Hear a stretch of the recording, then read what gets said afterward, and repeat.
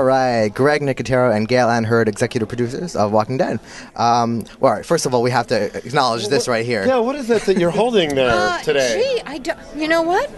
It looks a lot like you if you were really? a zombie. That's so weird. Let me see this zombie toy by McFarlane that is me from last season. Striking resemblance. That is so cool. It is the zombie that was eating the deer, if you remember that. Yes. See, comes with deer meat. And I don't even get a piece of it, but I just know that I have a toy. That's amazing. That was nice to meet you. Thanks. Bye. Yes. All right, so season 1, you kind of had the whole CDC thing was pretty far straight from the comic books. Season 2, I mean, are we kind of going to get how far? Are we going to get back on track a little bit to the comic books? On track. Come on.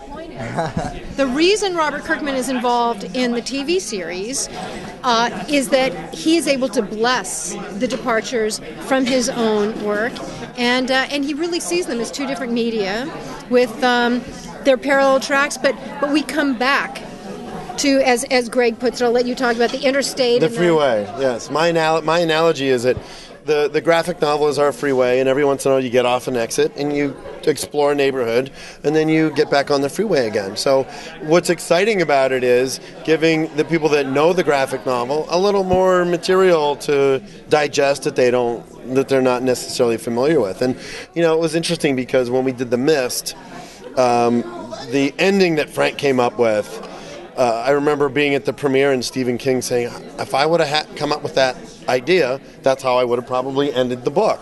So you pay respect to the source material, but you also realize that graphic novel is one medium and film is another. And having that opportunity to explore those, I think, enriches the material. Yeah, and you know what? If I were a fan, I wouldn't want to know exactly how every episode was going to unfold and what was going to happen. I mean, that's, we saw that with Watchmen. It didn't quite work because, they are different media. And, there are panels, certainly, that we see come to life, but it just can't be, that can't be our entire diet. Yeah. We're going to see the prison in season 2. Does that come into play? Can you say? I cannot say. I can neither confirm nor deny. Fair enough. No. Greg, you directed the shorts that appeared on AMC for Walking Dead. I did. That kind of followed the Bicycle Girl zombie. Can you talk a little bit about that? Yeah, I mean, Denise Huth, who's one of our producers, came to me during our DVD premiere party and said, hey, we're doing webisodes, and would you be interested in directing them?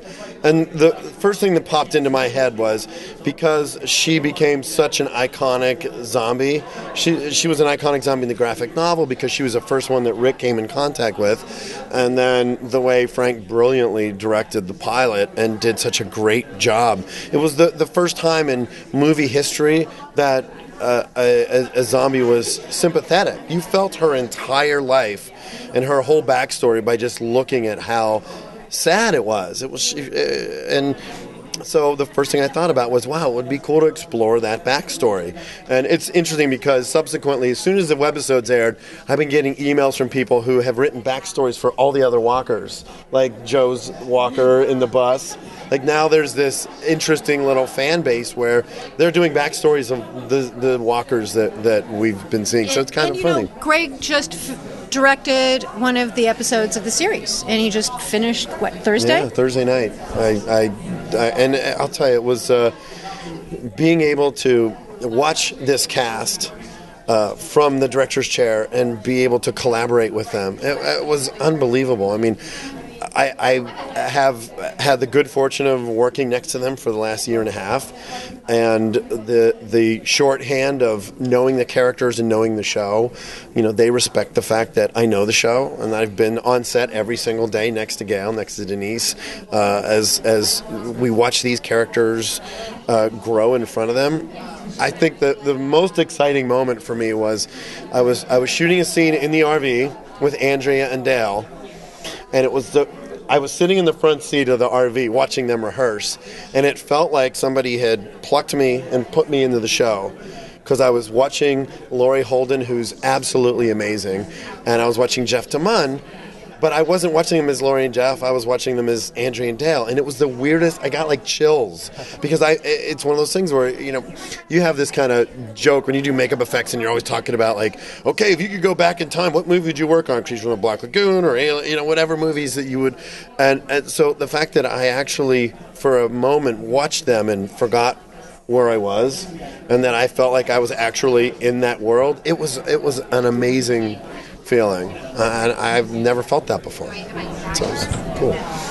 Are there any really cool zombie creations that you're excited for people to see in season 2? We can't talk about them. Well, there's one. We've got, interestingly enough, because most of our zombies this season are rather sort of thin and pronounced, but there's a rather portly zombie this season that I think will have people talking. There's last season, again, I mean, we did 6 episodes. This season we have 13 episodes. We're outside of we're outside of Atlanta, and we're at Herschel's farm, so there's not as much opportunity for big giant zombie scenes. You really got to step into the world and say, okay, if there's a lot of zombies around, then our guys aren't doing something right. You think about shooting a zombie scene where usually we don't shoot zombie scenes at night because our characters would never go out at night to do anything unless they actually had to, because it's too dangerous. So we were able to come up with a lot of great signature moments. In the first episode, there's a moment with Andrea and a walker that is one of my favorite moments in the first couple episodes. And you get those satisfying. We got some good gory bits, and we have some fun little pieces, but each one of them, they have their little signature memorable moments. Like we have the gut bag, the Professor Woodchuck zombie. I mean, we make goofy names up for him too. So they're part of the family. They are. We all love the show, and we can't wait for season 2. We actually can't wait for the panel coming up soon, actually. So we're gonna check that out soon. And season 2, by the time this is out, it'll be airing. So watch Walking Dead. Please. Sunday nights, 9 o'clock, AMC.